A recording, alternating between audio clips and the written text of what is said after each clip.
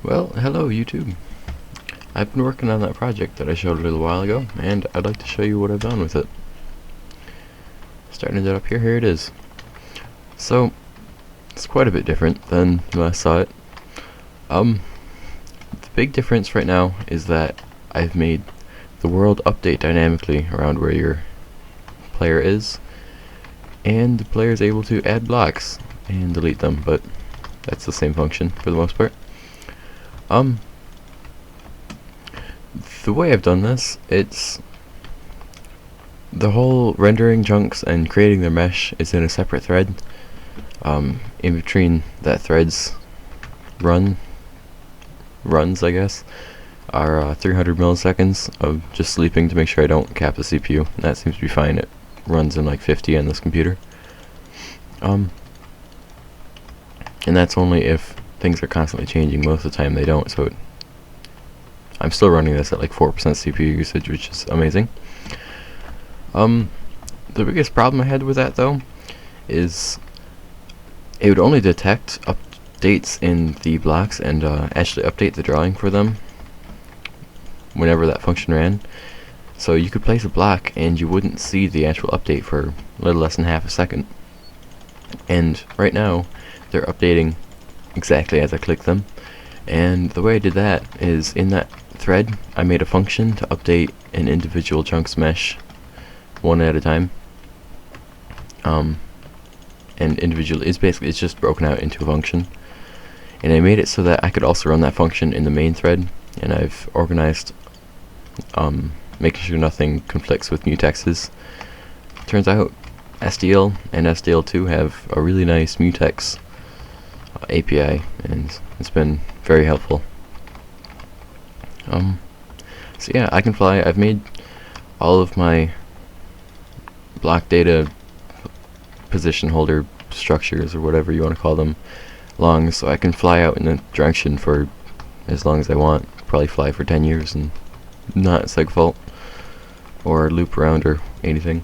I actually just got done just leaving the program open with a weight on the spacebar, flying straight up like this for about 5 hours, and there were no memory leaks that I could tell or anything like that. It's only using up about 1% memory.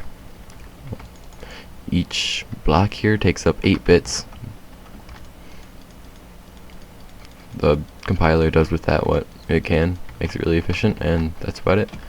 The next thing that I want to do with this, if I fly into, I'm going to place down some blocks, and you can see if I fly into the blocks, you can't see the edges of the other blocks. There are no triangles in between block faces because they're never drawn, no matter how you can look at it. However, if I were to fly into blocks and look at a chunk boundary, you can see that there are triangles loaded into GPU memory where they don't need to be between chunks. And I've actually given the mesh generation function the information it needs to get rid of those, but I haven't written it in yet. It'll just take probably an hour or two to sort out and make sure there are no bugs with it. Yeah, you can see if I place down a whole bunch of blocks in a chunk and then fly out of the chunk, fly far enough away that the chunk unloads that one's in the next chunk, and fly back in, it does free this data and then remalloc it when it needs it. And that's how that works. I've also enabled my frame cap. You can see it in the top right. It's running at about 125 frames a second. I'm telling the program to cap it at 120, and it goes a little bit above. It doesn't matter where I set the cap, it seems to go 4 to 5 over, and it alternates between the two. So yeah, I guess I'm gonna make the chunks a little bit bigger because I think it's a little bit nicer to look at. Whoops.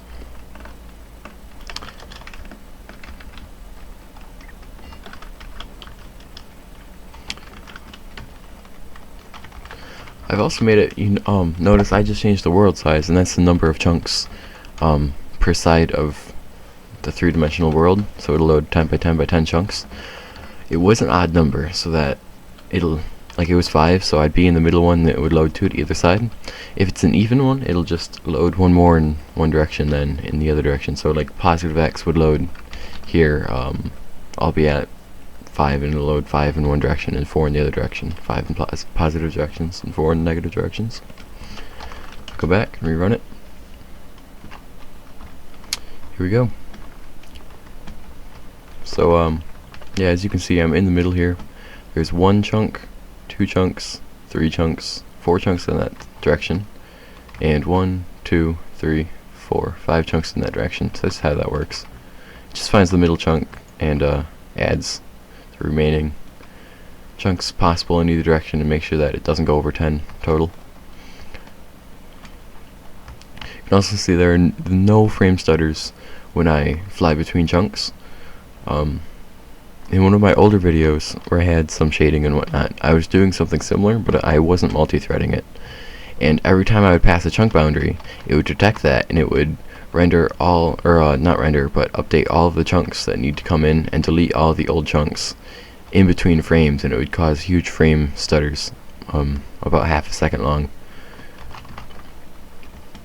So I'm really proud that I've been able to fix that and keep block placement instantaneous. Yeah. I've got, I guess also new, I don't know if it was in the last video or not, any new blocks that I place are green, and any blocks that are rendered in, or generated in by the program itself are gray.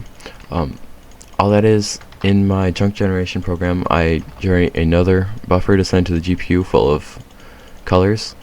I wanted to do it with instancing, so I would only have to send one color triad per face, but my laptop that I've been programming with on doesn't support that. So I've actually sent per vertex one color. It's kind of hard to see here. I don't know if you will be. But yeah, that's what that's done. And then it just uploads both and sets the attributes as they need to be. I have other colors available to me.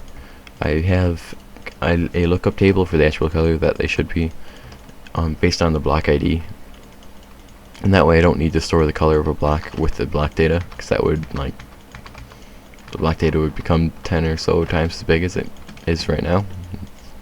I'd rather have a much larger world than that. Other things, I'm running this on a GTX 760 2GB version. I'm going to turn off frame capping.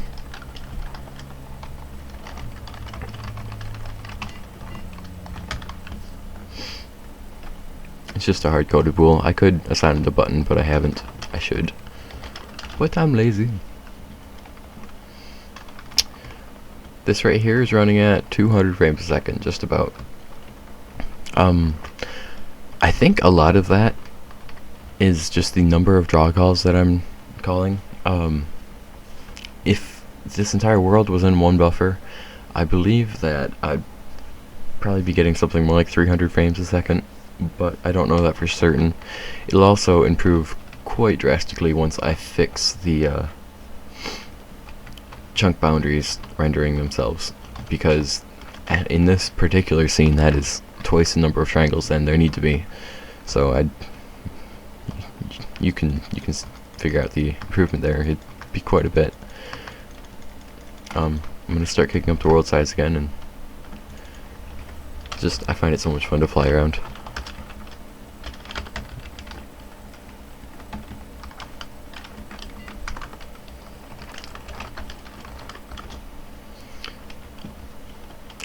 While doing this project, there we go, starting to get some lag. It's running at 50 frames a second, but it feels like way less than that. A lot of stuttering. I haven't actually run it with a world this big before, so I'm kind of not sure what's causing that. I'm wondering if it's that I'm maxing out CPU. Let's check.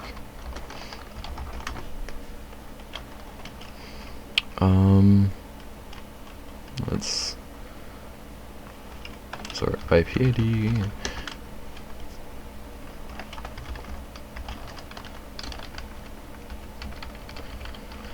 4 threads show up. I'm not exactly sure why. 3 of them, or 2 of them should be there. One I think is for SDL timings, and I don't know about the other one, to be honest. There it is next to the program. Yeah, it's showing 0%. I don't really believe the 0% CPU usage there. I'm not exactly sure what's happening.